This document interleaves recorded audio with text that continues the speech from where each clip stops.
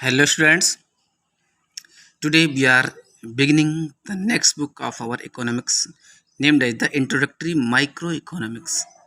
तो introductory micro economics की हम सेकंड बुक आज स्टार्ट करने जा रहे हैं।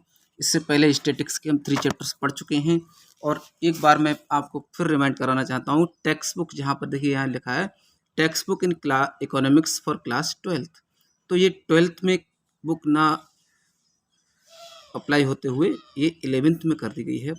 तो पहले ये 12th में हुआ करती थी, ठीक है। इसको 12th ना समझ के आप 11th मानेंगे। तो चैप्टर 1 स्टार्ट करते हैं।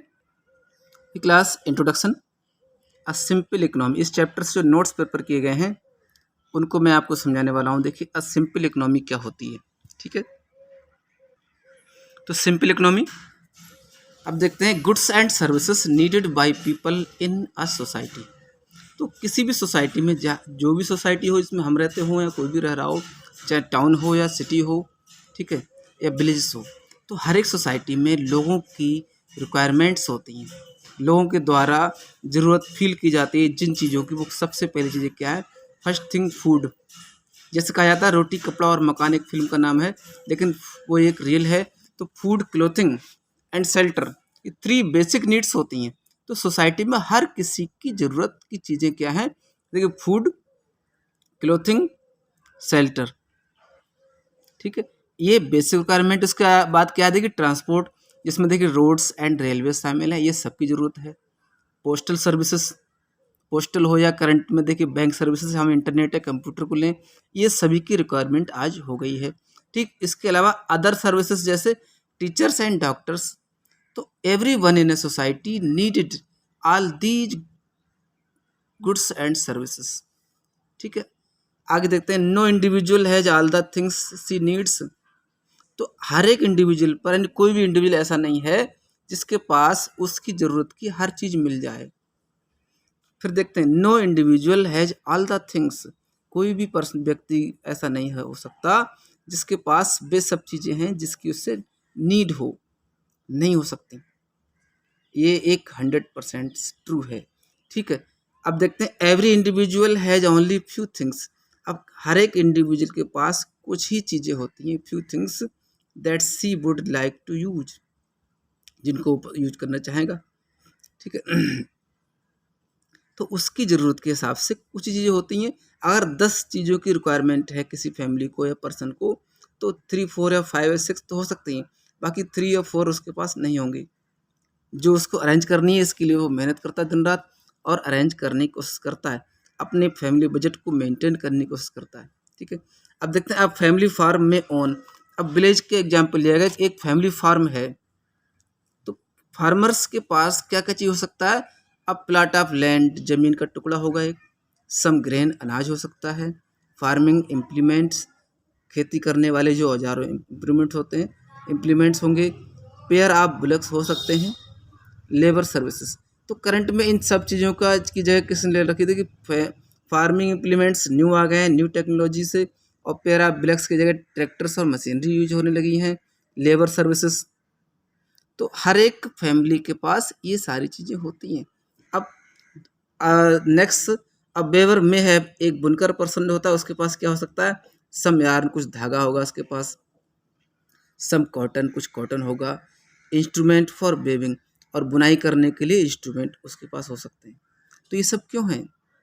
अपनी फैमिली की, अपनी लिवलीहुड को मेंटेन करना, अर्न करना और रिक्वायरमेंट की चीज़ें अरेंज करना होता है। इन सब से उसे, एक फार्मर को आगे की लाइफ के लिए जो नई नई रिक्वायरमेंट चीज़ें हैं उनको अरेंज करना है, और वेबर को भी अपनी फैमिली रिक्वायरमेंट के लिए अरेंज करना है। अब क्लास के नेक्स्ट पॉइंट की ओर बढ़ते हैं। The teacher in the local school. Local school का teacher has the skills required to import education to the students. उसके पास किस स्किल की रिक्वायरमेंट होती है? यानी टीचर के पास जो जैसा जिस तरह, देखिए मैं आपको पढ़ा रहा हूँ, स्कूल मैनेजमेंट, टीचर्स या गार्जियंस इस बात की रिक्वायरमेंट करेंगे कि वो एक टीचर अच्छी तरीके से एजुकेशन इम्पोर्ट कर सके स्टूडेंट के लिए, स्टूडेंट तक एजुकेशन को इम्पोर्ट करने की कैपेबिलिटी और स्किल्स होने चाहिए, ठीक। Some have no resources except their own labour. कुछ ऐसे भी लोग होते हैं सोसाइटी में जिनके पास अपना कोई रिसोर्स नहीं होता सिवाय उनकी अपनी लेबर के, खुद की लेबर है उसी पर डिपेंड होते हैं, उसी से जितना अर्न किया। जस्ट फॉर एग्जाम्पल जैसे कहा जाता है कि जितना कुआं खोदना उतना पानी पी सकते हैं, उनके पास खुद का रिसोर्सेस नहीं है, मेहनत से इतना अर्न कर रहे हैं उसी से वो फैमिली को चलाते हैं। Each of these can produce some goods. अब सोसाइटी में रहने वाले सभी तरह के कैटेगरीज के लोग होते हैं, इनमें से हर कोई कुछ गुड्स प्रोड्यूस कर सकता है, सर्विसेज प्रोड्यूस कर सकता है बाय यूजिंग द रिसोर्सेज। जो भी रिसोर्सेज अवेलेबल हैं उनका यूज करके हर कोई पर्सन गुड्स और सर्विसेज प्रोड्यूस कर सकता है। The family farm can produce corn.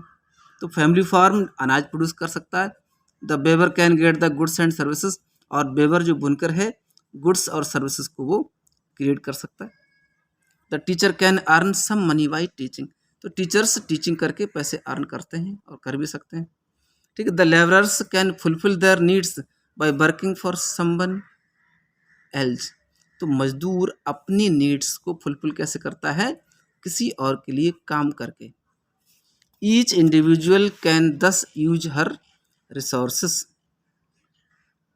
हर एक इंडिविजुअल अपने रिसोर्सेस का यूज करता है और अपनी नीड्स को फुलफिल कर सकता है, यानी अपनी ज़रूरत पूरी करने के लिए खुद के रिसोर्सेज का यूज करना पड़ता है।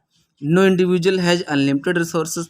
किसी भी इंडिविजुअल के पास अनलिमिटेड रिसोर्सेज नहीं होते कंपेयर टू हर नीड्स। तो नीड्स की यानी ज़रूरत के कंपेरिजन में उसके पास अनलिमिटेड रिसोर्सेज नहीं हैं जैसी उसकी ज़रूरत होती है, फिर भी सर्वाइव करना पड़ता है। The amount of different goods and services. अलग अलग गुड्स और सर्विसेज का जो अमाउंट होता है हमारे पास, that it can produce in exchange of corn is also limited. तो कॉर्न के एक्सचेंज में जो गुड्स का हम और सर्विसेज का अमाउंट हम प्रोड्यूस कर रहे हैं या गेन करना चाहते हैं वो भी लिमिटेड होता है, सफिशेंट नहीं होता, ठीक है। तो हम यहाँ बात कर रहे हैं, देखिए स्टूडेंट्स, एक सिंपल इकोनॉमी की। सिंपली एक पर्सन किस तरह अर्न कर रहा है और कैसे उसको रिसोर्सेज का यूटिलाइज करेगा, रिसोर्सेज से जितने रिसोर्सेज हैं उन्हीं से अपनी नीड्स को फुलफिल करेगा। तो ओवरऑल अब अभी तक सिंपल इकोनॉमी की डेफिनेशन यहाँ पर नहीं बताई गई है, तो नेक्स्ट वीडियो में आप जानेंगे कि सिंपल इकोनॉमी क्या है, उसकी डेफिनेशन क्या है।